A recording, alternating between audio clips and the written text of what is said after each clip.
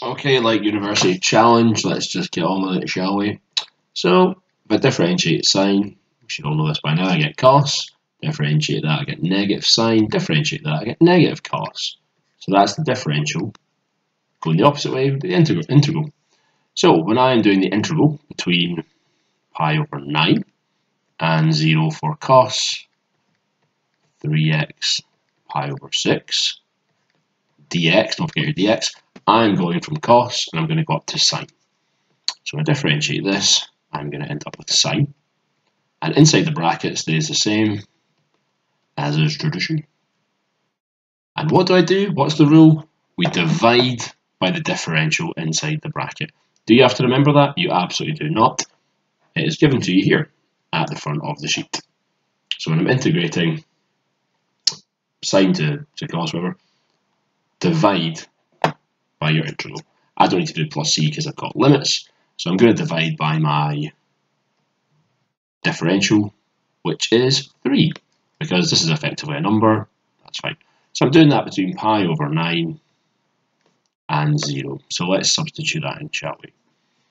So I'm going to have sine of 3 pi over 9, because it's 3x, take away pi over 6, all divided by 3.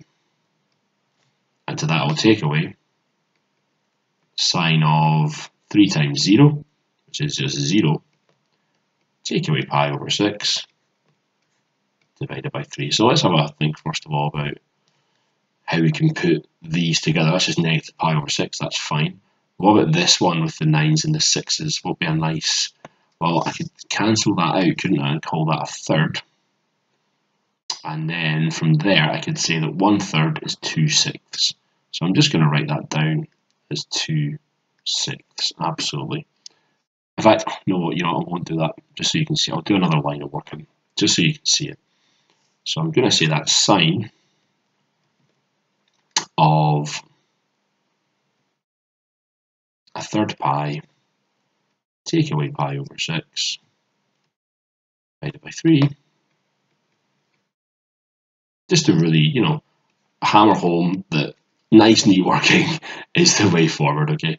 That's going to be 2/6, take away a 6, so I'm going to end up with sine of pi over 6 over 3, take away sine of negative pi over 6. It's quite nice then, they're not making us work out too many angles, it's just going to be a positive and a negative. So at this point I'll be saying 2 pi is 360, so I know pi is 180, so what's pi over 6 again, divided by 6, it's going to give me 30 degrees, and I'm working with 30 degrees. And 30 degrees goes next to the root 3, 1 and 2. So what's sine then? Sine is opposite over hypotenuse, so it's going to be a half. Very good. So I've got half divided by 3, take away negative a half divided by 3. So two positives make a negative. We'll have a positive in there, so that's good.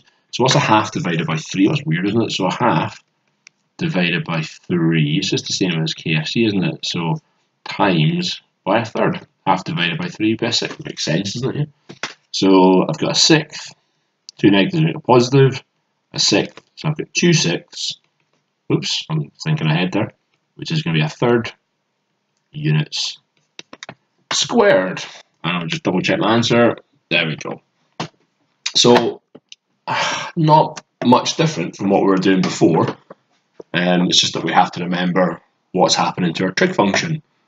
You know, we're integrating the same as before in the sense that our bracket stays the same and we're dividing by the differential of the bracket. The only new bit here is that we need to know that cos becomes sine, okay, which, and again, technically given to you because they tell you here, when you integrate cos, you get sine.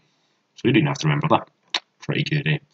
And yeah, just taking your time. I think that the big problem here with the fractions, this will be where people make silly mistakes because they're stressed out thinking of all the hard stuff and they'll rush through and make a silly mistake. So please look at all that work and look how long it took just to get down to here. I'm sure a lot of you could have went from here straight to here, but why rush it? Just take your time, show some working, and yeah, you'll feel the better for it. If you're not doing it here, like writing everything out, go to the side of the page and show that properly, but don't just do it in your head and make a silly mistake. And yeah, know your triangles, know your radians. So let's try another one then. This is a slightly trickier one. See if we've got, I'll do this in a separate video actually, just to give us the full time.